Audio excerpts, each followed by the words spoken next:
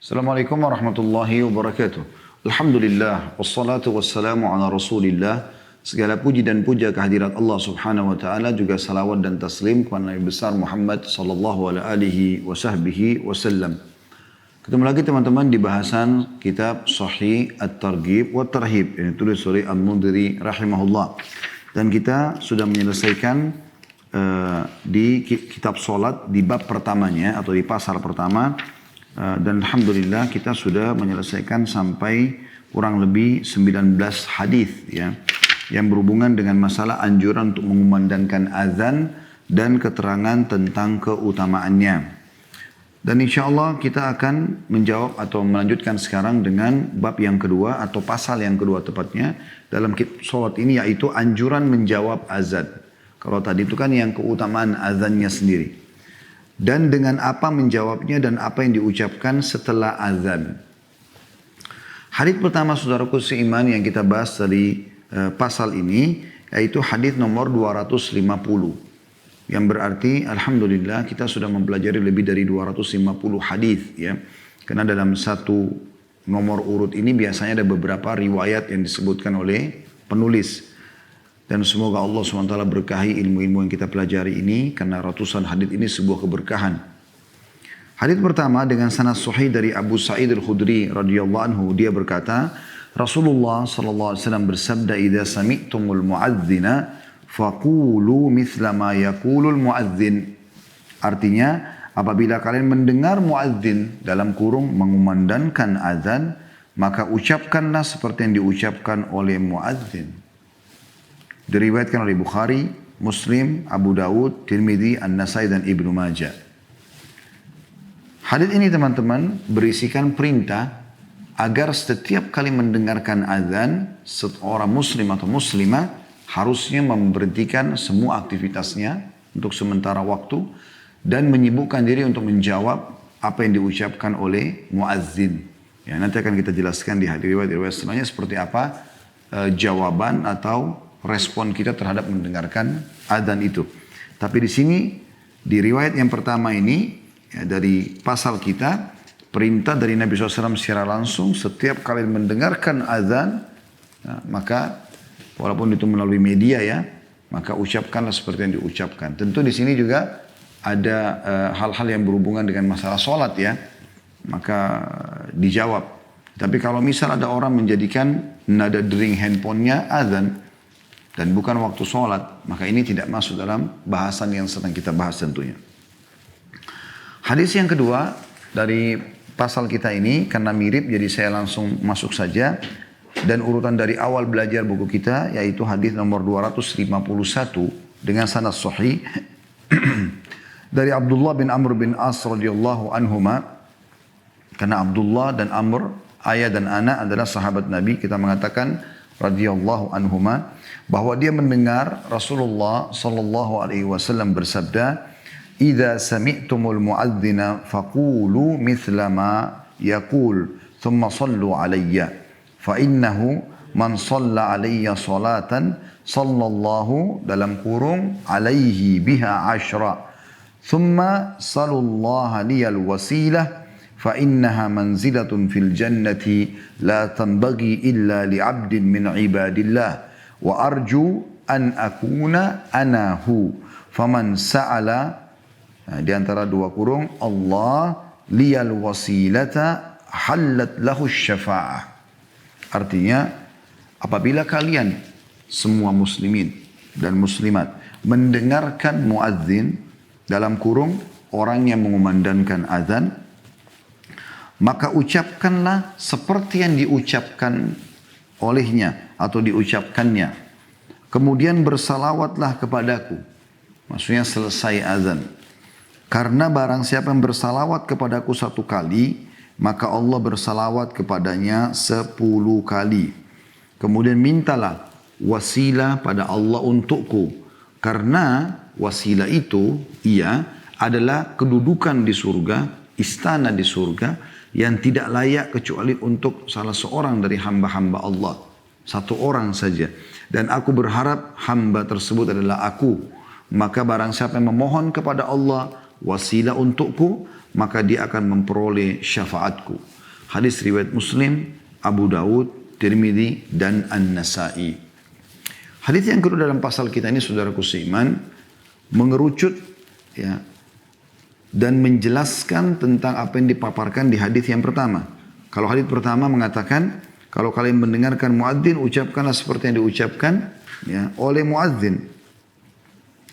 Di hadis kedua, sama juga, apapun yang muadzin ucapkan, makna globalnya adalah ucapkan seperti yang diucapkan oleh muadzin. Namun ditambah dengan kemudian bacalah salawat untukku. Ya. Jadi terkerucutkan dengan tambahan dari doa atau mengucapkan apa yang diucapkan muadzin dengan membaca salawat kepada Nabi alaihi salatu wassalam. Dan kita membaca salawat Ibrahim yang kita baca dalam tahiyat. Allahumma salli. Jadi pas muadzin mengatakan la ilaha illallah terakhir ya, Allahu Akbar, la ilaha illallah. Misalnya kita mengatakan, Allahumma salli ala Muhammadin wa ala ali Muhammad, kama sallaita ala Ibrahim wa ala ali Ibrahim, wa barik ala Muhammadin wa ala ali Muhammad, kama barakta ala Ibrahim wa ala ali Ibrahim, innaka hamidun majid. Baru, ya ini tambahannya, jadi kita perintah pertama disuruh mengucapkan seperti muadzin, lalu membaca salawat kepada Nabi SAW. Perhatikan, di sini Nabi SAW menyebutkan, kemudian bersalawatlah kepadaku, karena barang siapa yang bersalawat kepadaku 1 kali, maka Allah akan bersalawat kepadanya 10 kali. Kalau seandainya saudaraku seiman, dibalik kasusnya, dengan membaca salawat 10 kali, maka Allah akan menjawab 1 kali saja. Allah akan berikan rahmatnya, rezekinya, ya, karunianya kepada seorang hamba itu, maka sudah cukup. Karena rahmat Allah luas. Ya. Wa rahmati wasi'at kulla syai', kata Allah. Rahmatku meliputi segala sesuatunya. Jadi kalau 10 kali salawat dibalas dengan 1 rahmat sudah cukup. Sekarang ini hadisnya luar biasanya apa? 1 kali salawat dapat 10 kali salam dari Allah SWT. Dapat 10 kali rahmat, ya, karunia, rezeki, dan segala macam makna baik di situ. Oleh karena itu kita tidak boleh pernah melewatkan mengucapkan salawat kepada Nabi Sallallahu Alaihi Wasallam.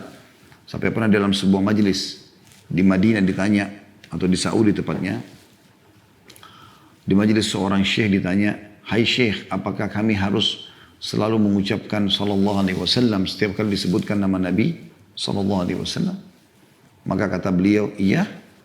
Kenapa harus kau haramkan dirimu? Kalau dalam satu majlis disebutkan sampai 100 kali Nabi, kita mengatakan Sallallahu Alaihi Wasallam juga 100 kali. Dan bayangkan kalau anda mengatakan Sallallahu Alaihi Wasallam 100 kali dalam satu majlis, karena sering yang diucapkan nama beliau. Nabi Sallallahu Alaihi Wasallam bersabda, ya, diriwayatkan dari Nabi Sallallahu Alaihi Wasallam, para sahabat mengatakan kami bersama Nabi Sallallahu Alaihi Wasallam. Para ummahatil mu'minin atau Aisyah misalnya radhiyallahu anha berkata, aku melihat Nabi Sallallahu Alaihi Wasallam, dan seterusnya. Maka kita mendapatkan ya 10 kali lipatnya. Kalau 1 kali salawat 10 rahmat. Kalau 10 rahmat berarti 100. Kalau 10 salawat berarti 100 rahmat. Kalau 100 salawat berarti 1000 rahmat. Kalau 1000 rahmat berarti 10.000. Kalau 10.000, 1000 salawat berarti 10.000 rahmat dari Allah SWT. Terus begitu. Kelipatan yang luar biasa gitu. Oleh karena itu teman-teman tidak boleh pelit dalam masalah ini ya. Makanya dalam hadis yang lain juga Nabi SAW menggambarkan orang itu celaka. Kata beliau SAW, ragama anfum bri'in man idha sami'tu dhukira indah walam yusalli alaiya. Sungguh terhina seorang hamba itu, ya, sebenarnya secara letterlet itu adalah hidungnya terletakkan ke tanah, saya terhina. Siapapun diantara yang mendengarkan namaku disebutkan, lalu dia tidak membacakan salawat kepadaku, Sallallahu Alaihi Wasallam. Kemudian di sini teman-teman sekalian, Nabi SAW berpesan dari potongan hadis kita tambah yang ketiga. Jadi tadi kita diucapkan seperti yang diucapkan muadzin, yang kedua membaca salawat kepada Nabi SAW.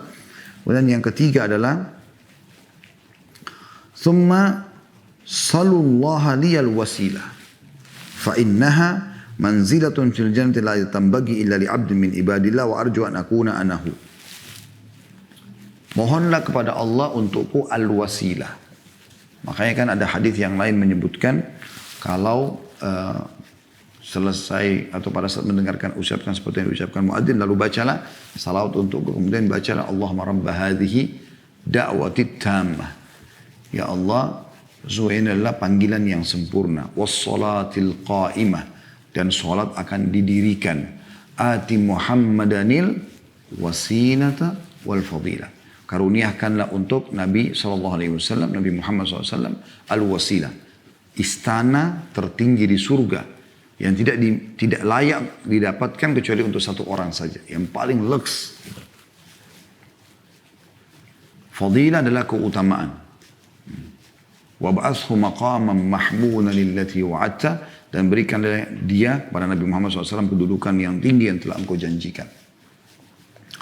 Nah, kalau kita baca ini teman-teman sekalian, Nabi SAW mengatakan, ya ini potongan yang keempat dari hadis, faman sa'alallaha liyal wasilah tahallat lahu syafa'ah. Siapa yang mengucapkan atau meminta kepada Allah untuk wasilah, maka dia akan mendapatkan pertolongan. Maksudnya dia juga akan dapat jaminan untuk masuk ke dalam surga. Seperti itulah.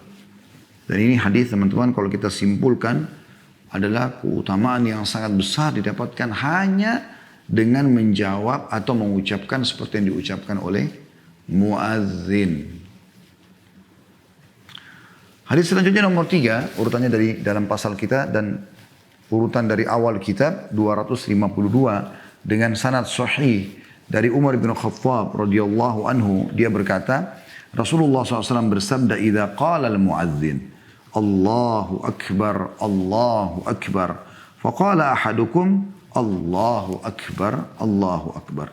Thumma qala, ashhadu an la ilaha illallah." Qala, ashhadu an la ilaha illallah. Thumma qala, ashhadu anna Muhammadar Rasulullah. Qala, ashhadu anna Muhammadar Rasulullah. Thumma qala, hayya 'alas salah. Qala, la hawla wa la quwwata illa billah. Thumma qala, hayya 'alal falah.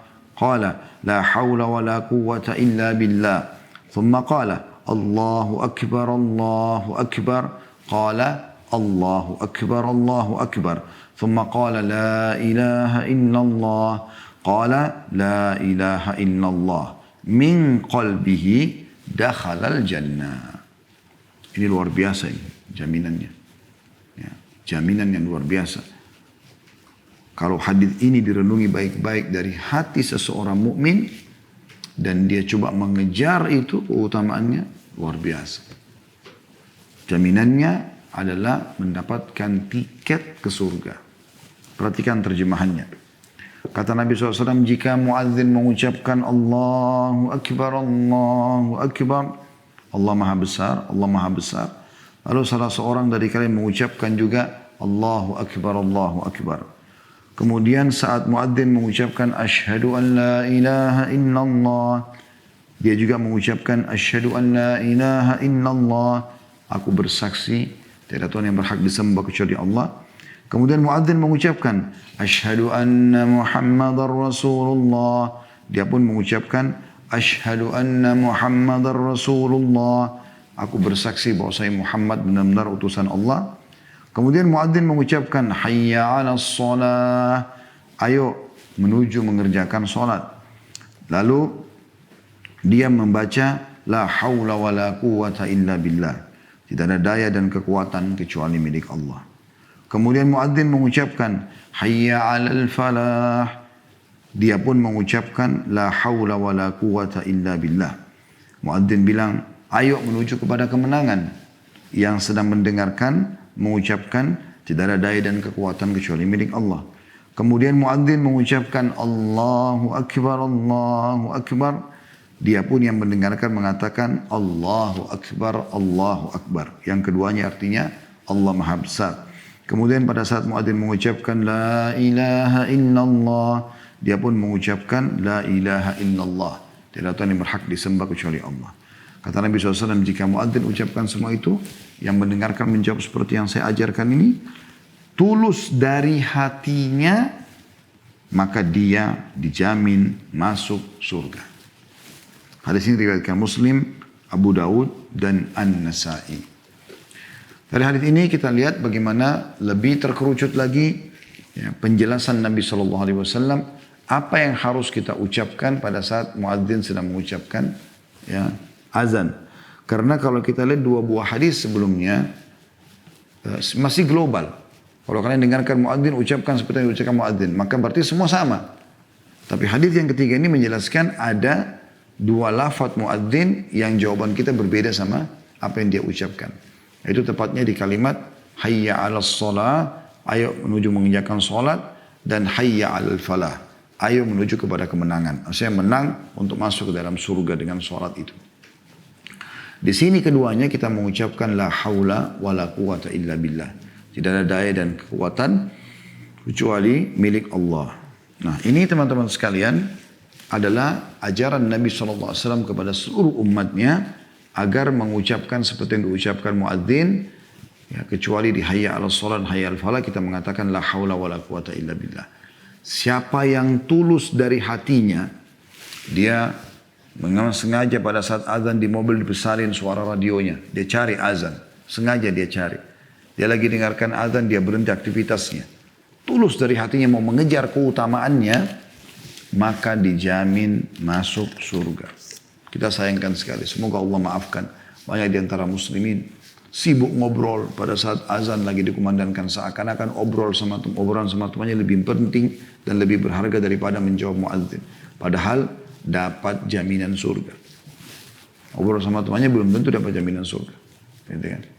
Orang-orang Yahudi saja dinukil di dalam beberapa penyampaian yang sampai kepada kami di Israel sekarang. Kalau mereka dengarkan azan, mereka berhenti beraktivitas. Sebagian mereka. Karena mereka menghormati azan itu. Kenapa di antara muslimin tidak lakukan itu? Padahal kita harus lebih daripada orang-orang Yahudi. Kita sibuk dengan beraktivitas. Ya. Bahkan saya berharap sekali teman-teman muslimin di Indonesia, baik Anda sebagai pelaku bisnis atau memang Anda sebagai konsumen dan Anda mayoritas, agar menerapkan azan ini di mal-mal, di pasar-pasar. Ya, dikumandangkan azan itu. Orang non-muslim mereka dengar gak masalah. Tapi alangkah baiknya di mal-mal Anda sebagai konsumen, Anda sebagai penyewa di situ memberikan masukan kepada pemilik kalau mereka orang non-muslim. Kalau Anda owner, pemiliknya adalah muslim, lebih pantas Anda lakukan itu. Di waktu sholat bukan cuma sekedar diingatkan. Saya pernah masuk di mal diingatkan ya. Bagi muslimin dan muslimat, waktu sholat sudah tiba, misalnya begitu. Bagi yang mau sholat di musola lantai sekian, tapi tidak didengar azan. Kenapa enggak dikumandangkan azan? Ya, biar mall Anda, pasar Anda tambah keberkahannya. Ya. Apalagi kalau azan dikumandangkan, syaitan pada lari. Sebagaimana sudah kita jelaskan di pasal pertama kita tentang keutamaan azan. Gitu kan. Maka ini sangat baik. Baik Anda sebagai pemilik ataupun Anda sebagai konsumen atau penyewa di sebuah tempat. Ya, apalagi kalau Anda mayoritas di situ ya, itu sangat bagus. Ya. Saya tahu ada beberapa mall di Jakarta ini, atau tepatnya saya tahu satu, bukan beberapa ya, tapi saya tahu satu. Itu yang punya non-muslim, tapi karena orang-orang Islam itu mayoritasnya menyewa, akhirnya mereka yang meminta agar diizinkan, di situ mereka harus punya masjid, dan diizinkan. Masjid itu hanya dipakai untuk acara segala macam. Dan ternyata mereka sama sekali nggak keberatan dengan azan yang dikumandangkan segala macam, dan yang luar biasa ternyata memang keberkahan juga datang pada dia. Karena orang jadi tahu ada masjid, muslimin banyak mampir sholat, akhirnya bayar parkir dan seterusnya. Gitu kan. Diadakannya acara tablik akbar, pengajian. Akhirnya mereka menyiapkan, mereka dapat income dari motor-motor dan mobil yang parkir karena ikut tablik akbar di masjid itu misalnya. Itu satu hal yang sangat baik ya.